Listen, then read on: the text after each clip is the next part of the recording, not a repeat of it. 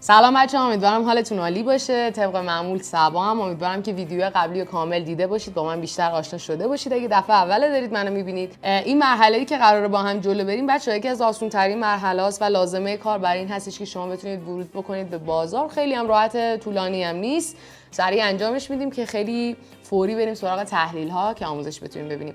بچه‌ها توی این قسمت قراره آموزش ببینیم که چجوری از صرافی های ایرانی میتونید تتر بگیرید و بفرستید به صرافیتون برای اینکه بتونید تریدتون رو استارت بزنید. هیچ کار خاصی نداره، خیلی راحته. فقط نکته‌ای که هست، الان صرافی های ایرانی که وجود دارن که ما میتونیم ازشون تتر بخریم، به این صورته که شما ریال رو ارسال میکنید به اون صرافی، توی اون صرافی ریالتون رو به تتر تبدیل میکنید و تترتون رو یک راست میتونید بزنید به صرافی و تریدتون استارت بخوره. و همین سادگی، یعنی سایت های ایرانی به صورت یک واسطه‌ان. برعکسش چه شکلیه؟ هر سودی یا هر اتفاقی داخل صرافیتون افتاده، میخواین اصلا برداشتش بکنید مبلغ رو، سودی که از ترید کردید رو برداشت میکنید به صرافی ایرانی میزنید. صرافی ایرانی الان تتر دارید، تترتون رو ریال میکنید و ریالتون هم که میاد به شماره حساب یا کارتتون دیگه، مثل همیشه چیزایی که بلدید. نکته‌ای که وجود داره، صرافی هایی که میتونید ازش استفاده بکنید چند تا صرافی متفاوت هستن. نوبیتکس هستش، صرافی آبان تتر هم هست.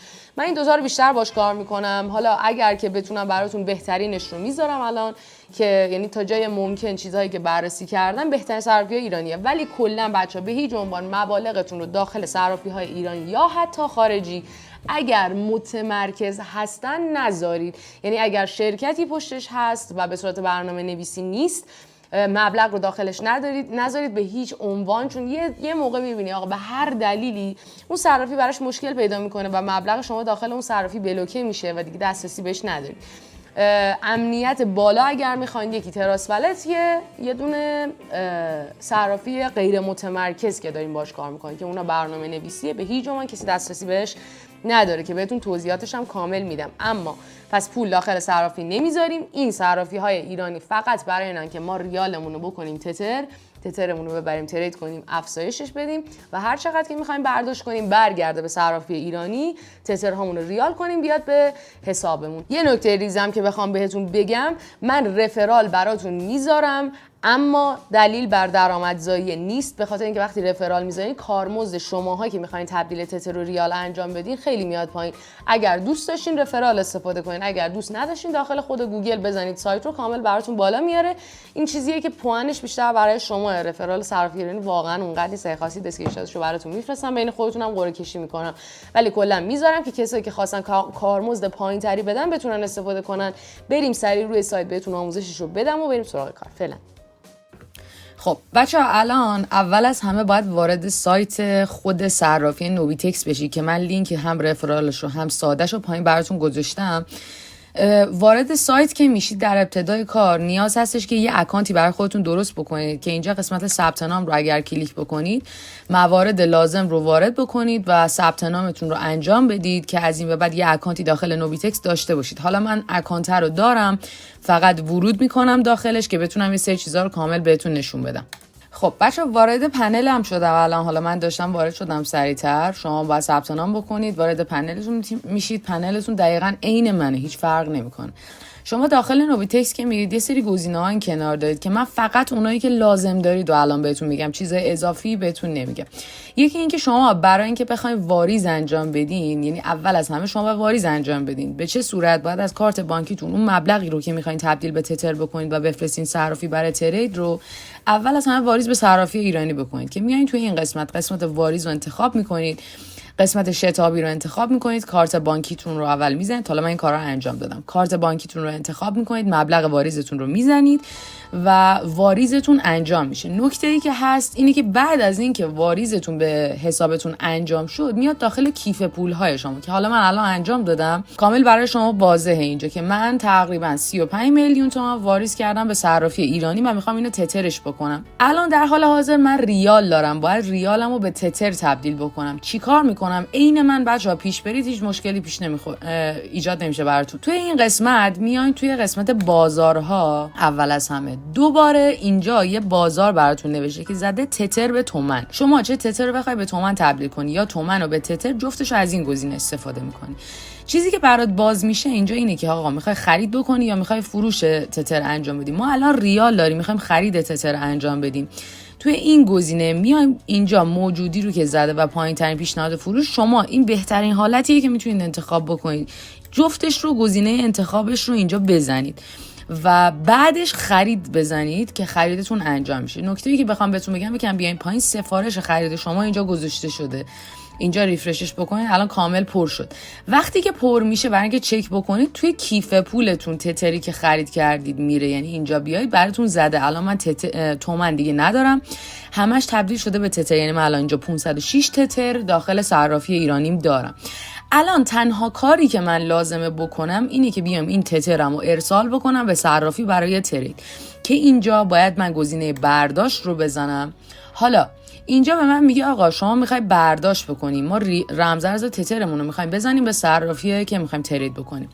تتر که چیزی که میخوایم برداشت بکنیم، شبکه برداشتتون رو بذارید روی بایننس اسمارت چین یا به همون BIST BSC و اینجا ازتون یه آدرس تتر مقصد میخواد که کجا میخوای بزنی و مقدار برداشتی ما که همون $500 و اگر که شناسایی دو عاملیتون رو فعال کرده باشین میتونید بزنید اینجا که اپلیکیشنش داخل گوشیتون هست. این برای امنیت بیشتر انجام میشه، یه حالتی شبیه رمز پویا که خود پشتیبانی هم اینجا پشتیبانی نوبیتکس. بچا هر سوالی درباره این قضیه داشتین خواستین انجامش بدین، پشتیبانی کاملا بهتون کمک میکنه. یه نکته‌ای که اینجا بهتون بگم، کسی که دفعه اول دارن این کار میکنن معمولا از طریق حالا پلیس فتا و یه سری قوانینی که هست، هر صرافی ایرانی که بخواید حساب باز بکنید موقع برداشت شما یه محدودیت برداشت 72 ساعت برای اولین بارتون میخورین. یعنی شما 72 ساعت نمیتونید برداشت بکنید. چرا؟ چون احراز هویت براتون انجام میشه و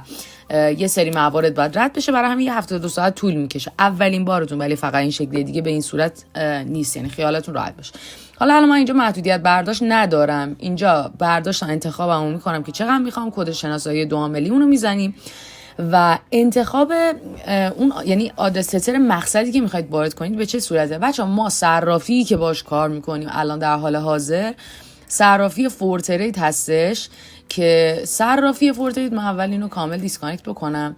صرافی فورترید در ابتدای کار بهتون بگم توی ویدیو بعدی کامل همه چیزشو بهت توضیح میدم، ولی کامل ترین چیزیه که الان میتونید استفاده کنید که غیر متمرکزه، با ایران مشکلی نداره و هیچ دردسری نداره چون شرکتی پشتش نیست، اینا همه برنامه نویسیه و از همه لحاظ واقعا فوق العاده است و سرعتش به شدت خفن. یعنی ما قبلا با صرافی دیگه بچه‌ها میدونن کار می‌کردیم، ولی این سرعتش حتی از اون خیلی خیلی بیشتره، ولی خیلی شبیه همن کلا صرافی‌ها غیر متمرکز.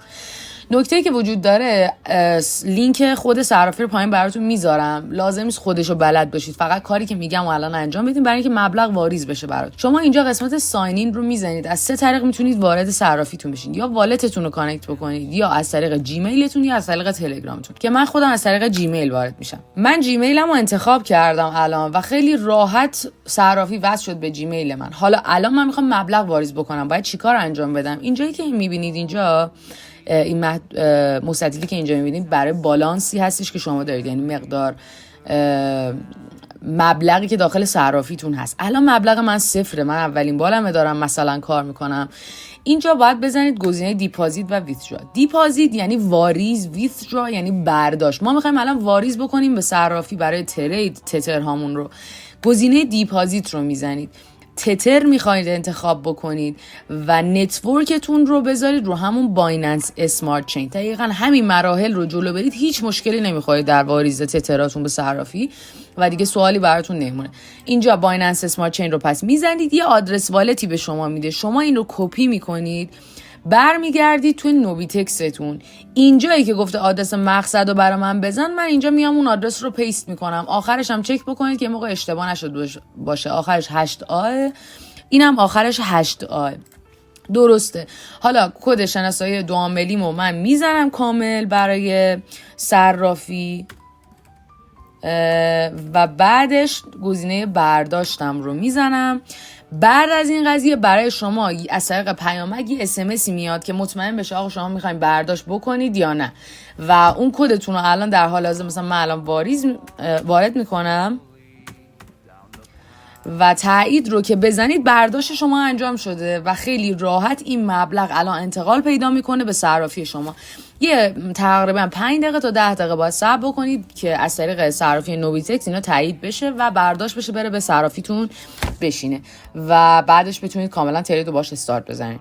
خب بچه‌ها الان در حال حاضر همون مبلغی که واریز کردیم نشست به صرافی. خب توی این قسمت اگر نگاه بکنید مبلغ ما کاملا واریز شده و میتونیم استارت تریدمون رو کامل باهاش بزنیم. حالا اینکه چجوری به صرافی کار می‌کنه اینا کامل براتون توی ویدیو توضیح دادم، اما الان در حال اینکه فقط بخواین یه مبلغ رو جابجا بکنید به صرافی برای اینکه بتونید روش ترید بکنید در این حد کفایت میکنه. فقط برداشتش هم بهتون بگم هر چقدر سود میکنید وارد همین قسمتی میشه که اینجا داره تمام بالانستون رو نشون میده. وقتی میخواین برداشت بزنید دوباره همین گزینه رو کلیک میکنید، اینجا گزینه برداشت یا ویثدرا رو میزنید، دوباره نتورکتون همون بایننس اسمارت چینه.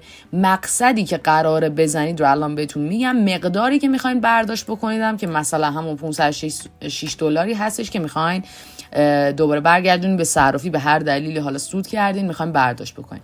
این آدرس مقصد رو چجوری میزنیم؟ میاین توی نوبیتکس دوباره توی قسمت اینجا توی قسمت واریز قسمت رمز ارز رو انتخاب میکنین. الان داخل صرافی تریدتون تتر دارین، پس رمز ارز رو باید انتخاب بکنین. چه ارزی دارین؟ تتر دارین و شبکهش هم دوباره میذارین روی همون BEP یا BSC. اینجا الان به شما یک آدرسی داده که این آدرس رو باید کپی بکنید و توی صرافیتون وقتی میخواین برداشت بکنین آدرس مقصد همین میشه که الان براتون آخرش هم باز دوباره چک بکنین این B1 اینم دقیقاً B1، یعنی از توی صرافیتون ما میخوایم بزنیم دوباره به نوبیتکسمون. اینجا کانفرم رو بزنید، برداشت برای شما انجام میشه کامل. بعد از این قسمت میتونید توی قسمت ترانزکشن ها برداشت یا واریزتون رو چک بکنید. ما یه دونه واریز داشتیم که اینجا تاریخچه‌ش رو نوشته، یه بار برداشت داشتیم که اینجا الان استاتوسش یا همون وضعیتش الان در حال پندینگ، یعنی هنوز فعلا داره تایید میشه توسط صرافی که بخواد برداشت بشه، که اینم تقریبا شاید 10 تا 15 دقیقه طول بکشه و بعدش اینجا میتونید دوباره چک بکنید. اینجا اگر تایید شد یا اکسپتد زده بود میاد به صرافی ایرانیتون و توی صرافی ایرانیتون جایی که میتونید بردارین میاد به کیف پولتون. خب حالا الان اگه بخواید این ریالی که اینجا هست رو برداشت بکنید بزنید به کارتتون، چیکار میکنید؟ اینجا برداشت رو میزنید و اینجا میگه به کجا میخوای بزنی، توی شماره شباتون یا حالا کارتتون رو انتخاب میکنید، مبلغی که میخواید دوباره برگردون به کارتتون رو وارد میکنید، کد دو عاملی رو میزنید و برداشتتون انجام میشه. به همین سادگی شما میتونید پس تتر بگیرید بزنید صرافی برای ترید و بعدش سود که گرفتین دوباره برگردونید صرافی ایرانی ریالش بکنید و بزنید به کارتتون. کلا به همین سادگیه، هیچ چیز خاصی نداره. صرافی کلا چیزی که لازم دارید شما به همین قسمتی که بازاره و واریز و برداشت و کیف پولتونه، چیز دیگه ای اصلا به این شما لازم ندارید. امیدوارم که این قضیه براتون آسون باشه و واقعا هم آسونه، چیز خاصی نداره. فقط حتما این کار رو با من انجام بدین، یعنی همون تایمی که دارین آموزش میبینید همون کار رو همون لحظه انجام بدید. من به مرحله دارم بهتون میگم که قاطی نکنید، ولی همه رو جمع بکنی، ویدیوها رو ببینی، بعداً بخوای انجام بدی ممکنه دوباره گیر بکنی، مجبور شی دوباره ویدیوها رو ببینی. پس الان که ویدیو رو داری میبینی کامل همین کارا رو همه رو با من انجام بده. مبلغ تو واریز کن به صرافی نوبیتکست، بعد صرافی نوبیتکس بزن به صرافی برای ترید تا من بقیه مراحل کامل برات اوکی بکنم. بریم ویدیو بعدی. فعلا خدافظ.